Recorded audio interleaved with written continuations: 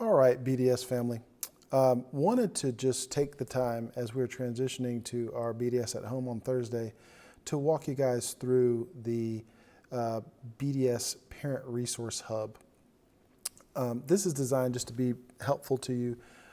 Couple of things that we're thinking about as we're transitioning. First and foremost, Thursday and Friday are designed as days to really iron out some of the technological bugs that we may run into and get just people familiar with the technology.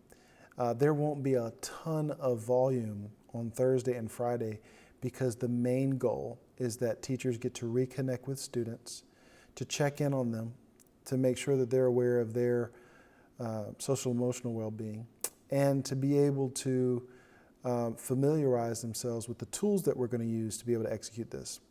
So I think it will be exciting for many students to familiarize themselves with the tech, and we're going to spend most of the day on both days doing that.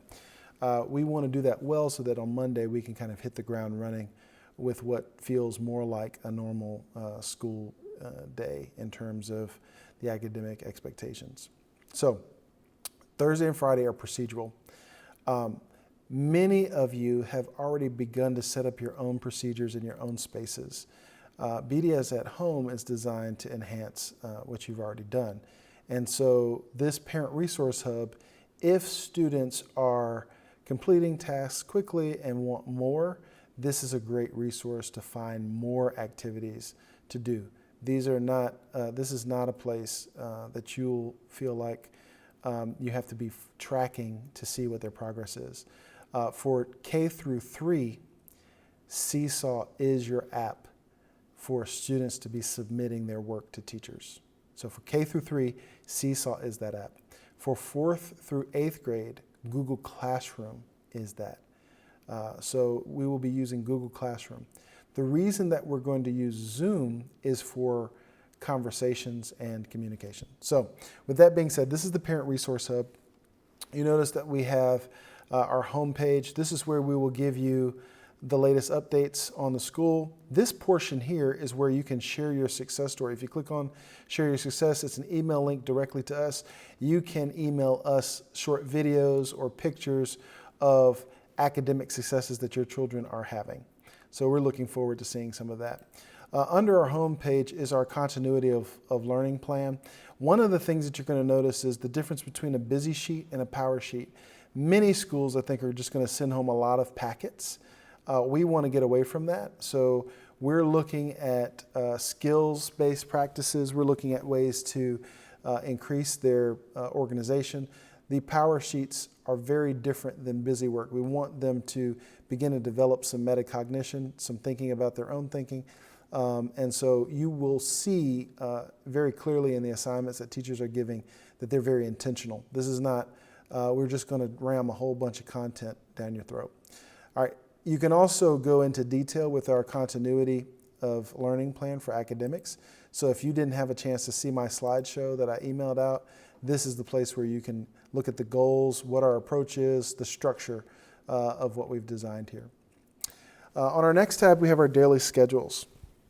You'll notice that we have a Navy and a Red day and a Bulldog day. Our Navy days are Mondays and Wednesdays, and our Red days are Tuesdays and Thursdays.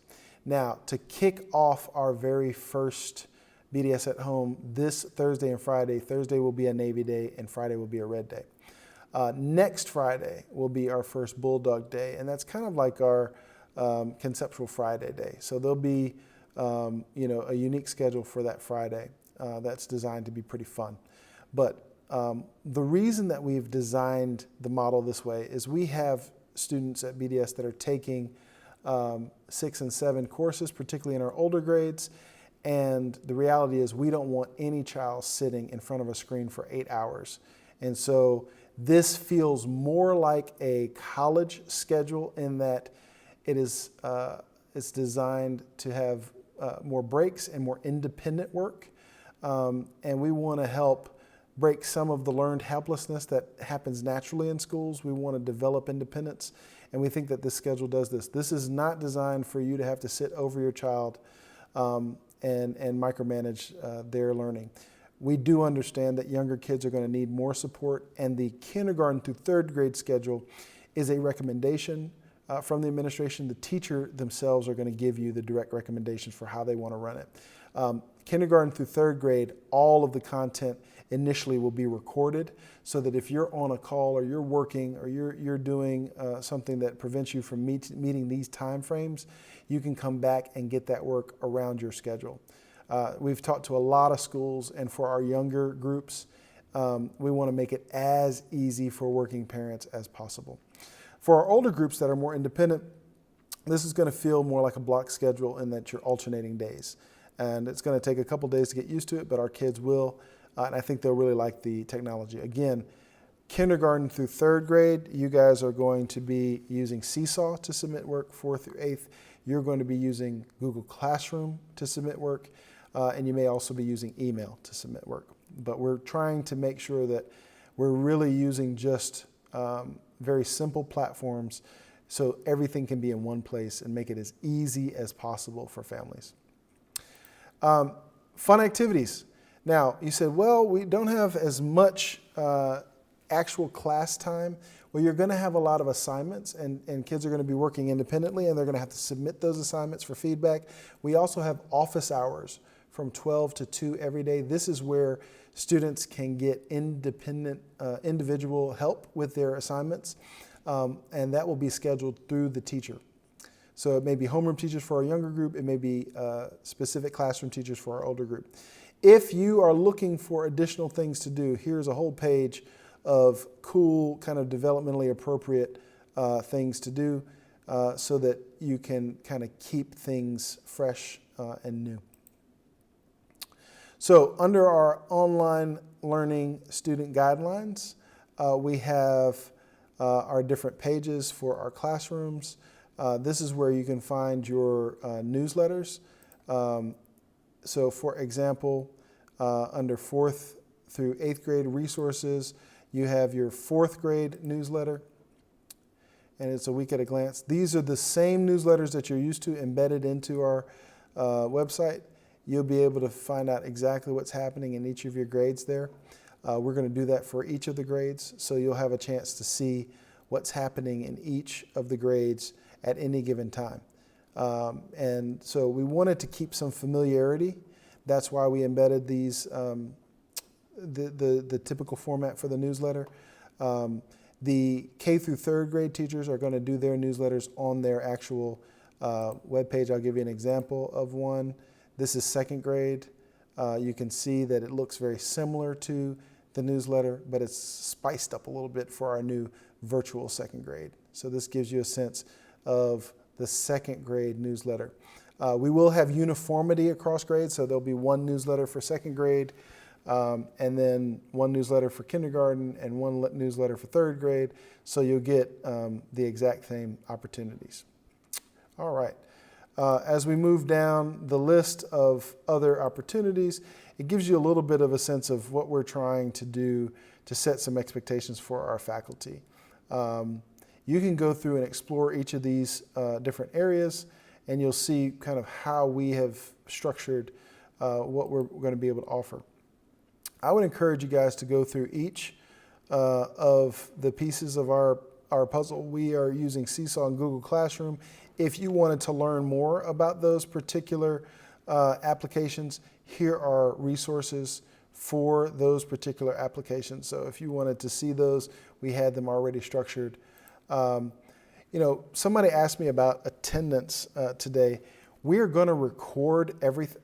So if there's something that happens in your life that doesn't allow you to be present for that given lesson, we are going to have it recorded and students can make it up around their time.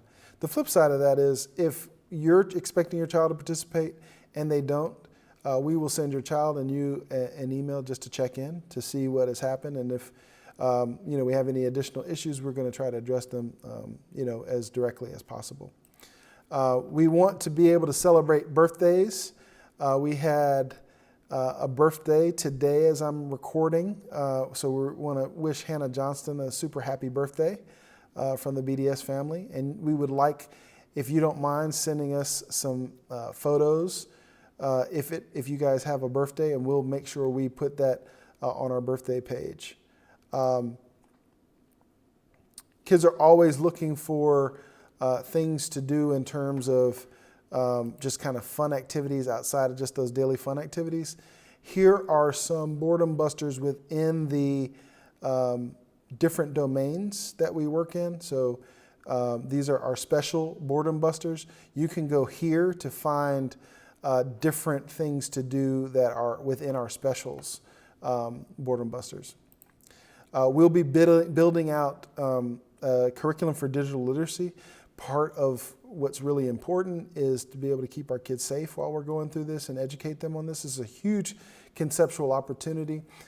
We have a digital literacy curriculum which will be uploaded to the Parent Resource Hub here before Thursday. I've included the fitness run and BDS Rocks. We're going to pull off, we're excited about the opportunity to do these opportunities. And, we'd love to do them in person, but we have an alternate plan for both the fitness run and BDS Rocks that is virtual. And that's where you'll find any information on those pieces. As we think about looking at designing lessons and what are the elements of lessons, if you are thinking about your own evaluation, if you want to go further, again, we are taking, this is designed to be really user-friendly for parents. We do not expect any parent to try to do what we do in terms of teaching, but we want to be able to scaffold up as much as possible and have resources for folks. So if folks are doing things and really getting into this, here are some pieces to help to structure things so that they're consistent with the way that we design our lessons here. General resources. We had put up on this website some general resources. I think many of you who are in the Oak Grove district may have received this recently. We had this on our page when we first built it, but it's the Learning at Home resources from the state of Mississippi. We want to make sure that you guys realize that your tax dollars are going to these particular resources, and we want to make sure you're getting all of the resources that you are due. Additional enrichment resources. This is a great time for your child, particularly in the older grades, to learn how to type. This is a really cool online resource to practice typing. So we'll put additional enrichment resources underneath that tab. We have extended the Astronomy Unit. The Astronomy Unit is going to be from up until April 17th, and we will transition after that to marine biology. And so this is where we're going to capture all of the cool photos from our Astronomy Unit that you guys submit to us. We have our marine biology unit and our COVID resource page. We will continue to put updates on our COVID resource page. So this is our Parent Resource Hub. It will continue to be added to, but I wanted to walk you guys through this just so that people felt like they could digest it. And they understood, if you wanted to go underneath and hover and click down, these arrows are how we kind of access all of the content here.